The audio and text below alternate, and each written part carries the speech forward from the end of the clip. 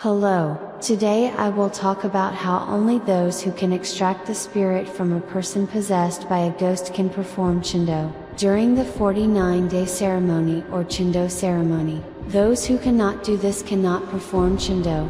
It's all lies. Originally, there is no spirit inherently present, rather, many people live with spirits entering their bodies during their lives. These people cannot perform Chindo on the spirit, so they end up accepting the spirit and opening a fortune-telling house. Whether it's a person hosting a spirit, someone holding the 49-day ceremony for a deceased parent, or conducting a fetal Chindo ceremony, it's all the same. Since spirits cannot undergo Chindo, they are simply accepted and kept to run fortune-telling houses. When a person dies, they become a ghost and attached to the living, which is how these houses operate. It's not as if an animal dies and the animal spirit enters the body to run a fortune-telling house. So whether you're holding the 49-day ceremony for the dead or trying to perform Chindo for a spirit attached to the body, it's the same.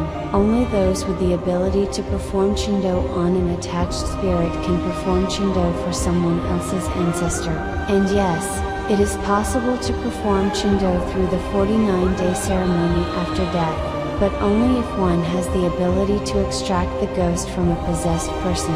Only such a person can perform Chindo when someone dies. Those who cannot do this cannot perform Chindo, and if they claim they can, it is a lie. They are just doing this to make money. This isn't just my opinion. Reflect on this yourselves. In reality, you must have the ability to perform Chindo on such a person to actually perform Chindo. If you don't have that ability, then you can't perform Chindo, right? Do you know how many people in Korea are currently possessed by ghosts? There are millions. One must have the ability to remove those ghosts and send them to a good place through Chindo. Only then can you claim the ability to perform the 49-day ceremony or ancestor Chindo after death. How can someone who can't even do that claim to perform Chindo? Claims of performing Chindo now are all lies. These people lack spiritual power and ability but act as if they know something, taking money for performing Chindo on others' ancestors, or taking money at temples for 49-day ceremonies when someone's parent dies. None of it is true Chindo. It is all lies. Chindo is not happening. Never mind the 49-day ceremony for a deceased parent. Try removing a ghost from a possessed person and perform Chindo. Can you do it? It's the same thing, right? So all current claims of being able to perform Chindo are complete lies. Even the monks on TV who babble nonsense are all lying. Don't believe what they say, it's all lies. These monks don't have the ability, don't know anything about Chindo, yet they accept money and perform Chindo ceremonies for people's beloved deceased parents. How can such behavior be that of an enlightenment learner? Anyone with eyes and ears can tell right away. Try removing a ghost from a possessed person. Go to a shaman or spiritualist who hosts a spirit. Do you think normal people would be doing that? If normal people were doing such things, they'd be reported as frauds. That's how desperate they are, unable to remove the spirit attached to them, even after performing Chindo ceremonies all over the country. So in desperation, they accept the spirit and run a fortune-telling house. It's always the ghost of a dead human that enters, not some animal spirit entering their body. When a person dies, anyone becomes a ghost. I learned the enlightenment, I am a disciple of Buddha, like this. They think they will go to a good place when they die, but then, is Buddha alive now? They have all passed away and disappeared now, they are not alive now. However, needlessly disguising the non-existent Buddha as if he exists and saying such things every day while sitting around is telling lies. If you have eyes and ears but cannot even understand that, you are not a person who deserves to eat. If you cannot even understand such talk, what kind of person is that? Therefore, listen carefully to what I say and try to judge. How difficult must it have been, with a spirit entering the body, unable to perform Chindo? How hard must it have been, that they would receive a spirit and run such a fortune-telling business? If someone claims to have spiritual power, if they claim to be a monk who knows and learned a little something, if they claim to have ability, then take such people possessed by a spirit, perform Chindo yourself, try detaching the spirit attached to the body and performing Chindo. You must have such ability to perform the 49-day funeral ceremony or to have the ability to perform Chindo for others' ancestors and send them to a good place. Being unable to do even that, yet taking money and performing Chindo ceremonies, what kind of enlightenment learner does such useless things? It is all acts done by crazy people. There are monks who don't even know that and appear on broadcast mumbling on and on. It is all lies. One must have the ability to perform Chindo oneself to come out and give sermons about whether a Chindo ceremony is this or that, and to mention it. People who cannot do such things, do not know how to do it, do not know the method, and have no ability should not even utter the first syllable of Chindo. They do not have the right to speak. Buddhist broadcasts are also run by crazy people. They should know something before broadcasting. What are they doing seating monks who know nothing and letting them mumble on and on? They should know something before speaking. Since they are broadcasting monks who know nothing, aren't they all the same kind of people? If you listen to what they say on broadcasts, speaking in that manner is not religion, that is Taoism. It is not Buddhism but Taoism. So why do people who believe in Taoism talk about Buddhism, and a religion practiced without enlightenment, that is Taoism, not Buddhism? People who just pray without enlightenment, try to receive the grace of prayer, say there is grace in prayer, and speak like this on broadcast. Those monks are all Hinayana. It is the act of Hinayana, not the words of Mahayana. That is not religion and not Buddhism. Monks who speak like that are exhibiting the behavior of people who believe in Taoism. When I didn't know in the past, I was once at a very large temple with a large community of monks and an enormous number of the faithful. The head monk of that temple was rumored to be an enlightened master, and countless numbers of the faithful came to the temple to perform Chindo ceremonies.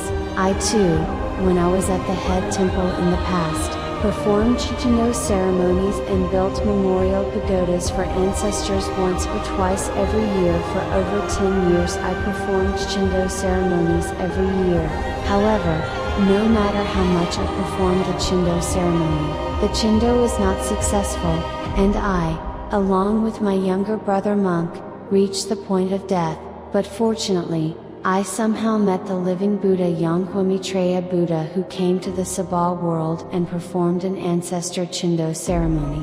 Yonghwa Maitreya Buddha only said one word, and I knew right there on the spot that the ancestor's Chindo was completely done, and my younger brother monk, who was dying, and I have now recovered completely and are diligently spreading the enlightened Buddhism like this.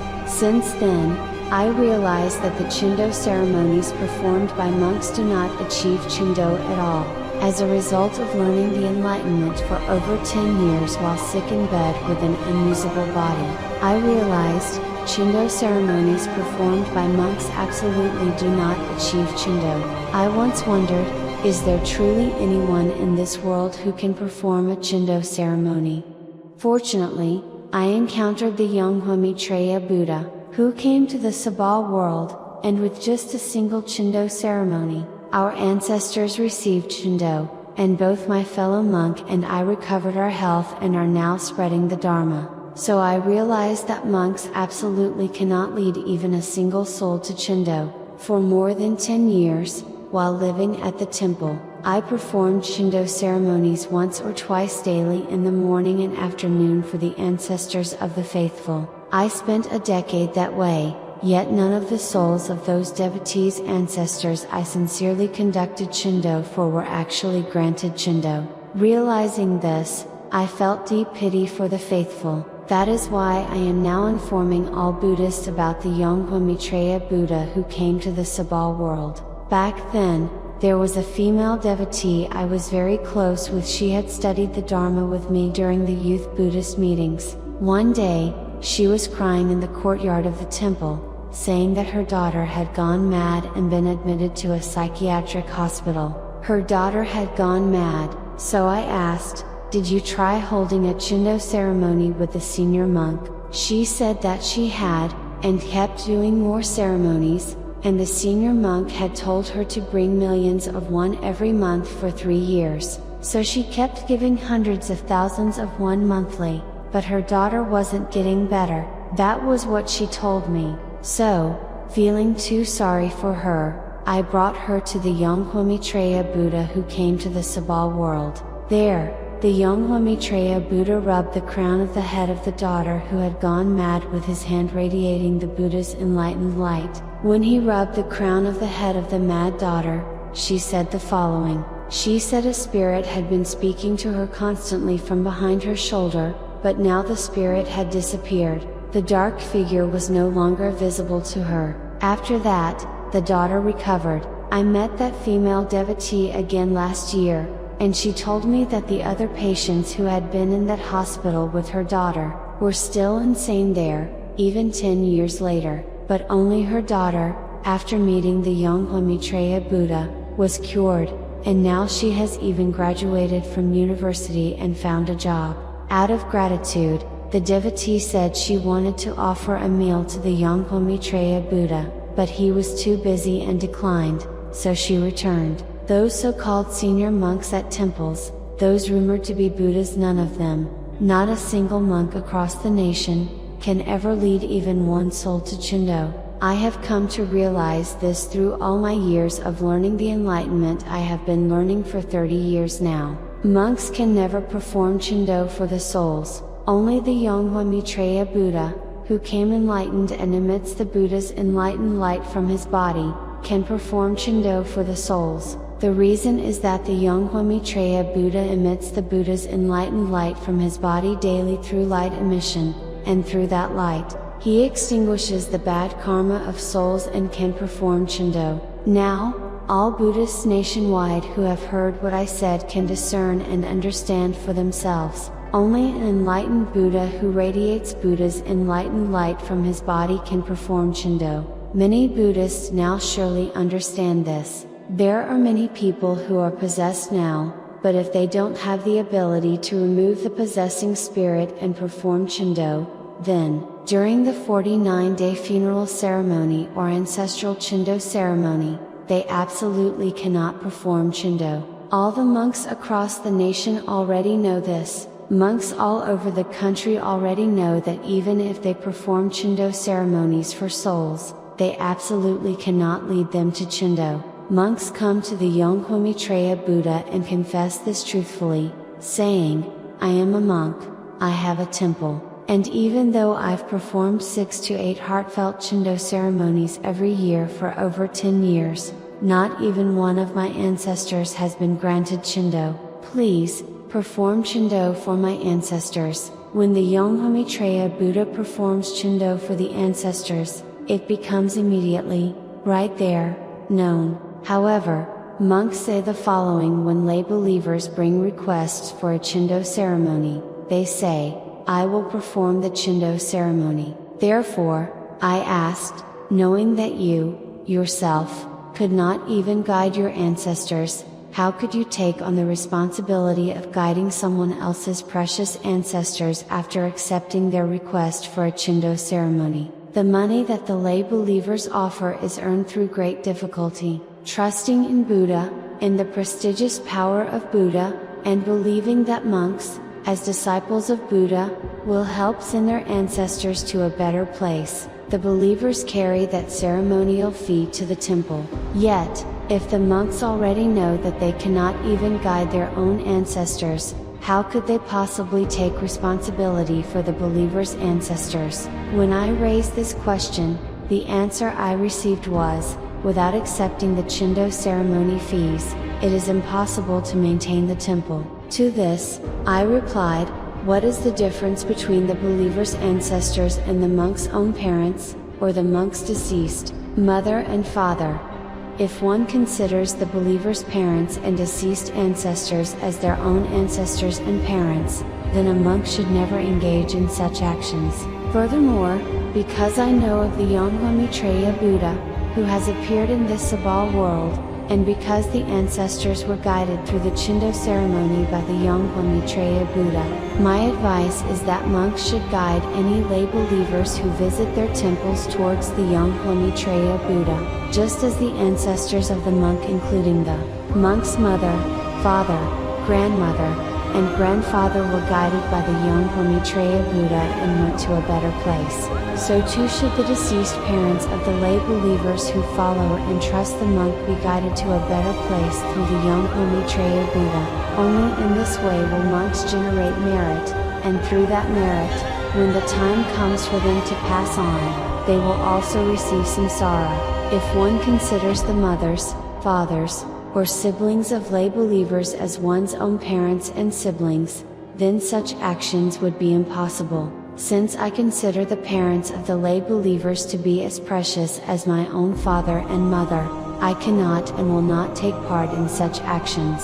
Until the final day of my life, I will work to spread the knowledge of the Yonghwa Buddha, who has appeared in this Saha world, to the entire world. This is my mission, so that all Buddhists may guide their deceased parents through the Yonghwa Buddha and help them reach a good afterlife. That is what I said.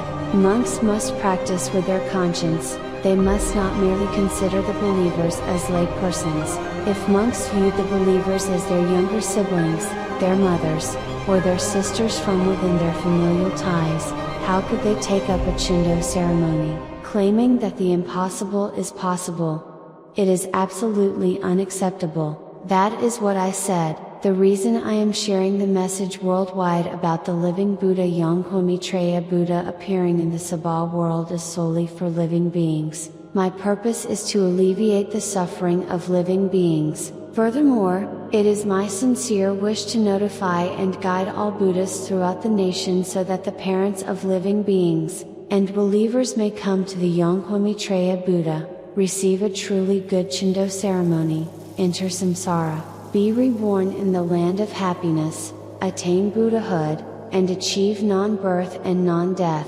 That is why I am undertaking this mission to spread the Dharma. The living Buddha Yonghwa Buddha has come to the Saha world. During that time, I personally filmed with a camera the Buddha's enlightened light radiating from the body of Yonghwa Buddha. When I captured the light of Yonghwa Buddha, I was so shocked that I could hardly breathe.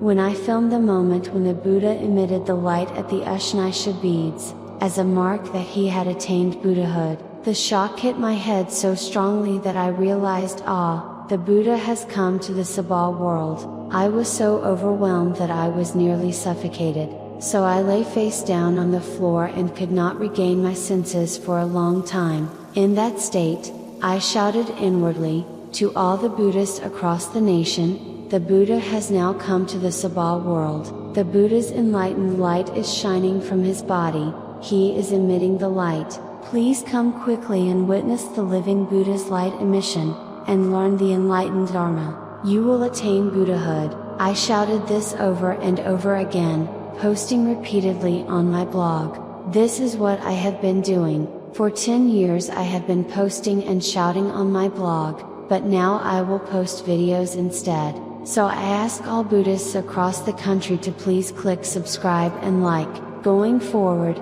I will broadcast interviews about my monastic journey. Since I will share shocking monastic stories, I recommend that viewers of my YouTube channel take a dose of calming herbal medicine, at 23 minutes and 29 seconds, and then watch. Thank you.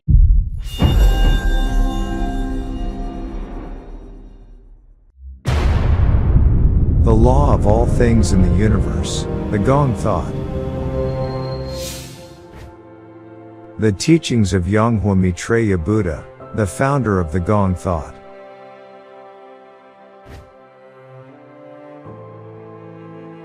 An enlightened Buddha emits light from his body and saves living beings with Buddha's enlightened light.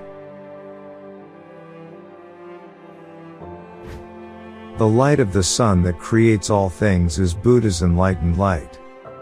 And only the Buddha's enlightened light of an enlightened Buddha can make humans reincarnate. The Buddha's enlightened light of the living Buddha. That is precisely the Gong thought.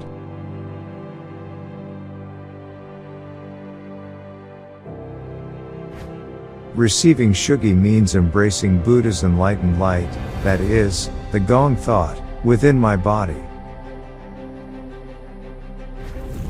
After death, there is no samsara, only everything becomes extinct. If you receive Shugi with the Buddha's enlightened light of an enlightened Buddha, you will have eyes that can see the Yonghwa world even after death. Chendo and Shugi are only possible through the Buddha's enlightened light of an enlightened Buddha.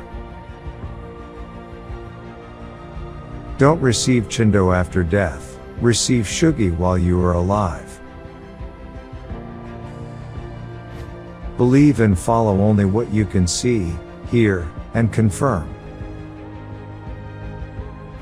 The dead cannot arise interdependently, only the living can arise interdependently.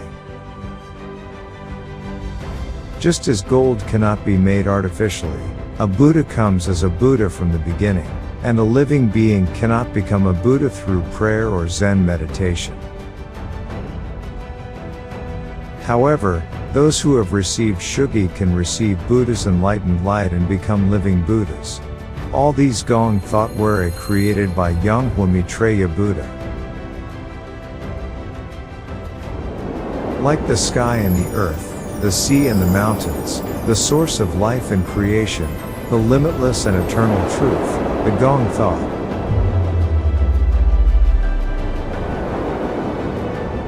See, hear, and meet Yonghwa Maitreya Buddha's Gong thought directly every Sunday at Yonghwa Temple in Surazan Mountain, Anyang.